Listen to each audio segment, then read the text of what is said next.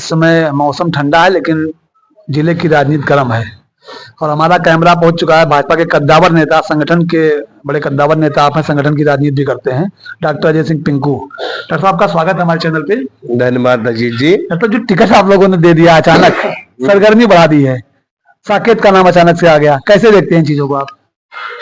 बहुत ही सकारात्मक अभी तक जो भी रुझान आया है, लोगों का फीडबैक आया। कल शाम जब से टिकट फाइनल हुआ है तब से तमाम कार्यकर्ताओं ने टेलीफोन, मोबाइल के माध्यम से और आज सुबह से ही लोग लगभग 150 कार्यकर्ता लोग मिलने जुलने और लोगों में उत्साह है। साकेत जी निर्विवाद नेता हैं और जब से वो पूर्वांचल बोर्ड के सलाहकार हुए उसके बाद अभी एमएलसी पार्टी ने उनको निर्वाचित किया है, मनोनीत किया है। उसके बाद अनवरत वो जिले में अपने श्रावस्ती लोकसभा क्षेत्र में अनवरत तो काम कर रहे हैं, विकास की गंगा बहा रहे हैं और निश्चित रूप से जो बलरामपुर के विकास के लिए जरूरी चीजें हैं वो सब साकेत मिश्रा जी में है।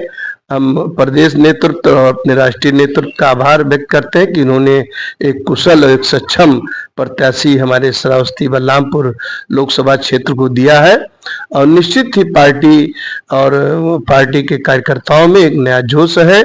और मैं धन्यवाद देना चाहता हूं अपने पूर्व सांसद आदरणीय दद्दन मिश्रा जी का कि जिन्होंने टिकट की रेस में वो भी थे, निवर्तमान सांसद थे, बहुत कम ही मतों से पिछला चुनाव हारे थे, लेकिन जो बड़ा दिल उन्होंने दिखाकर और सोशल मीडिया पर अपने कार्यकर्ताओं के लिए जो अपील की है वो निश्चित रूप से सराहनीय है।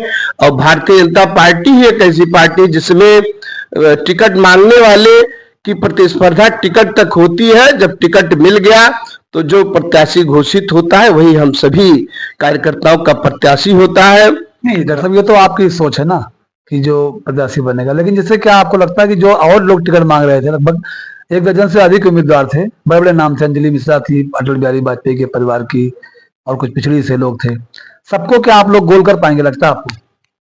देखिए अजीत जी, मैंने भी कहा कि निश्चित रूप से जब भारतीय जनता पार्टी में टिकट घोषित हो जाता है तो जो घोषित प्रत्याशी हमारे राष्ट्रीय नेतृत्व द्वारा होता है, केंद्रीय नेतृत्व के द्वारा होता है, वही हम सभी का, अगर हम भारतीय जनता पार्टी के कार्यकर्ता हैं तो हम सभी कार्यकर्ताओं का प्रत्याशी जो घोषित नरेंद्र मोदी जी ने, आदरणीय नड्डा जी ने किया है, वही भारतीय जनता पार्टी का हमारा प्रत्याशी है। और रही बात, ठीक है, आज कई दावेदार हमारे पार्टी से टिकट मांग रहे थे, कई कद्दावर लोग भी थे, सबकी शुभेच्छा है। सबने कल से हम सोशल मीडिया भी देख रहे हैं कि हम अल्पसंख्यक भाई उनका साथ छोड़ रहे हैं। पीडीए रह कहा गया, वो तो ख्याली पुलाव पकाए हैं तो अपना वो सपना देख रहे हैं मुंगेरी लाल के, उनको सपना देखने से तो किसी को नहीं रोका जा सकता है।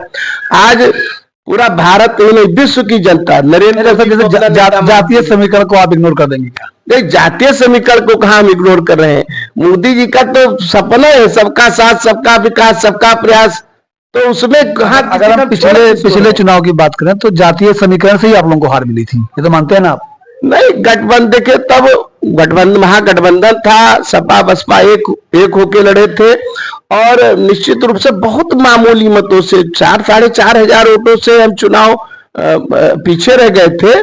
तो उस चीजों को हमने 5 साल में विकास, मोदी जी के तमाम रेल की योजनाएं दी मोदी जी ने।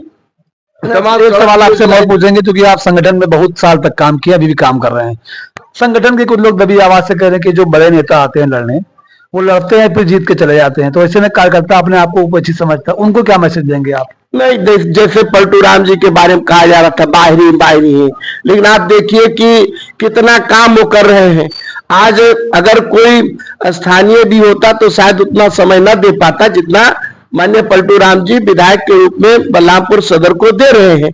तो आप कैसे, अगर आप जांचे परखे, साकेत मिश्रा जी जांचे परखे हैं, आज 5 साल से 4 साल से उस श्रावस्ती लोकसभा के लिए काम कर रहे हैं, विकास की गंगा बहा रहे हैं, तो उसमें बाहरी और भीतरी और इसका कोई मतलब ही नहीं है। तमाम आए थे, राम श्रवण वर्मा को 5 साल लोगों ने वोट देकर सांसद बनाया था, कितना काम उन्होंने किया, कितनी योजना बलरामपुर के लिए। तो आप ये चाहते हैं कि मतलब सांसद भाजपा का ही बने तभी विकास होगा? देखिए, जब डबल इंजन की सरकार है, केंद्र में मोदी जी है, प्रदेश में योगी जी है। मिलकर जब विकास की गंगा बढ़ेगी, तभी जब गाड़ी के दोनों पहिए समान रूप से होंगे तभी तो बराबर गाड़ी चलेगी। अब एक पहिया दूसरा लगा दीजिए तो कहां से गाड़ी बराबर चल पाएगी। तो अब हम लोग ये मान लें कि जो विपक्ष का एक सोच है कि हम जातीय समीकरण से बीजेपी को हरा लेंगे, वो धराशायी हो जाएगा। उनके पास कोई मुद्दा नहीं है। हमारा मुद्दा, हमारे नेतृत्व का मुद्दा केवल भारत को, उत्तर प्रदेश को, श्रावस्ती को विकास के पथ पर अग्रसर करना है, आगे ले जाना है, गरीबों का उत्थान करना है, जो पिछड़े वंचित है उनका उत्थान करना है, गरीबों को आवाज देना है। सबके लिए हमारी सरकार ने जन कल्याणकारी, लोक कल्याणकारी योजनाएं चलाई हैं। उनके पास कोई मुद्दा नहीं है, केवल जातवादी राजनीति करता है विपक्ष, केवल जात की, उनको केवल वोट बैंक। अभी मुसलमानों को क्या दिया है, पीडीए ने मुसलमानों को क्या दिया या पिछड़ों को क्या दिया? केवल वो जात के नाम पर वोट लेते हैं, उसके बाद भूल जाते हैं। और जिनके घर झोपड़ियों के थे, उनका देखिए कि पहले का इतिहास क्या था, आज हजारों करोड़ों के मालिक हैं, तो उनको तो अपना घर बनने से मतलब है, उनको पीडीए से मतलब नहीं है। अभी तक उनकी सरकार थी, वो मुख्यमंत्री, उनके पिताजी मुख्यमंत्री थे, गरीबों का कितना उत्थान किया, पिछड़ों का कितना उत्थान किया।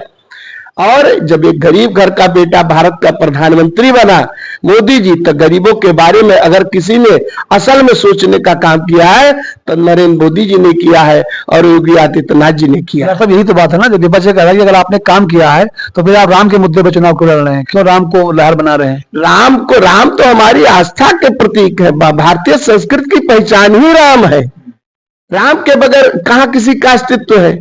तो राम तो हमारी आस्था के, उसको आप बुना रहे हैं उस मुद्दे को। ये बुनाने कोई मुद्दे